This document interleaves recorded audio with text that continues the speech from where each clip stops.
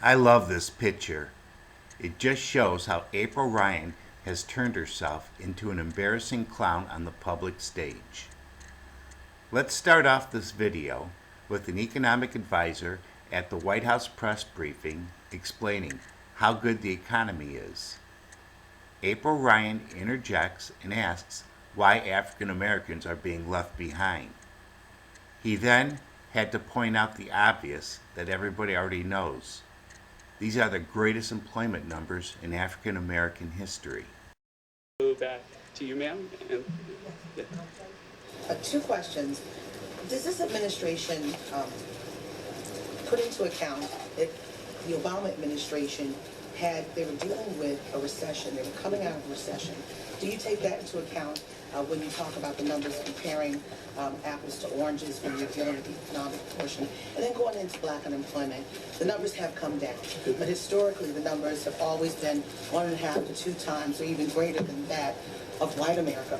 Will this administration, since you love to tout those numbers, effectively target in to bring that gap to Thank you for that question. So first, the Great Recession, that was the targeting point, is something we've been working on. But first, the Great Recession absolutely slowed growth in the early years of the Obama administration. But normally what we should have seen in the economic recovery is that at the end of the administration, that the capital spending and everything else would be getting back to normal. And that wasn't happening. And that was clearly in the data. As for the targeting, I think that one of the things that we've spoken in this room about before, that the president talks a lot about, is it's increasing jobs in goods-producing industries. That's manufacturing and construction. Those goods-producing industries are creating jobs right now at a pace that's just a little bit under 50,000 a month, and that pace is about double what it was under the previous administration. It's precisely the thing that the president's been targeting, and if you look at the racial disparities across different professions, that it's the good-producing industries that are in part responsible for the big reduction in the black unemployment rate. I will let you have one follow-up. I'm sorry, because I think, yes. I'm sorry. Thank you for that. So, but when it comes to construction, it's known more so as a boost for Hispanic workers. What specifically are you going to do to target for African Americans, since you are talking about, I mean, you guys... The president's policies are clearly working. The gap is the lowest in history, and his policy is to target goods-producing industries, and he's been very successful at that. Boom. Now, this next clip just shows how rude and arrogant she is to her fellow colleagues as she interrupts the press conference in order to ask and comment on a subject matter that is bipartisan and meant to divide our nation.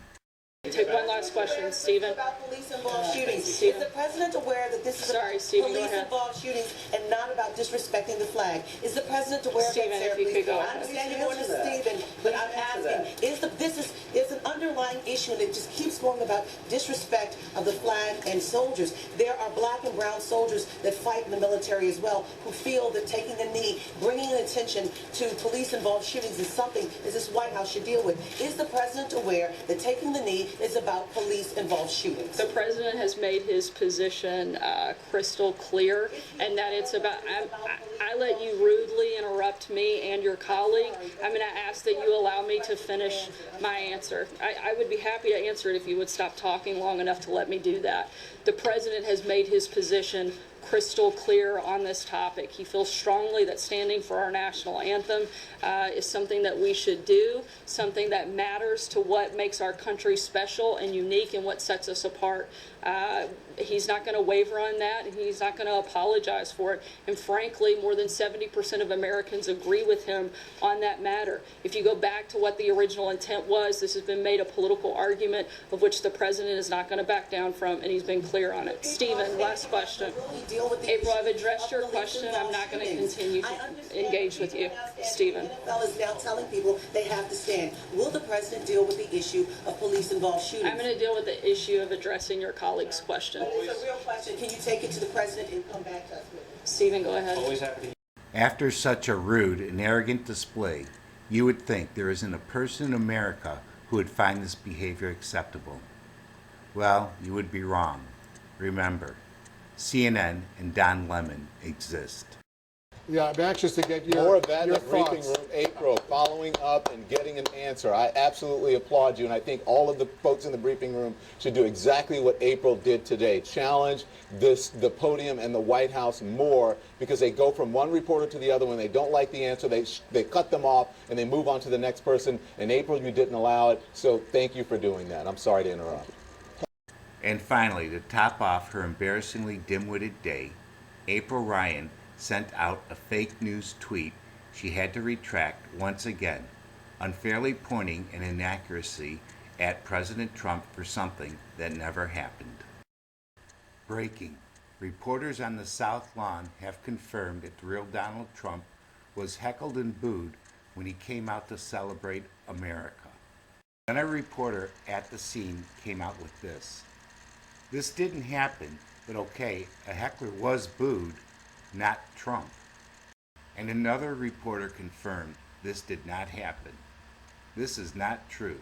There was a protester who shouted at Trump and was booed. So finally, to top off her dim-witted day, our embarrassing reporter had to print this retraction. Breaking. Reporters are rewatching the event and found a heckler in the crowd started asking questions of real Donald Trump, and the heckler was booed. The heckler was escorted out of the event. The boos were for the heckler. Seriously, it would be bad enough if a reporter made all these mistakes over the time period of a month.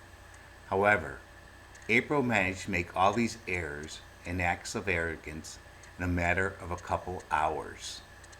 This is clearly a record for any dimwit.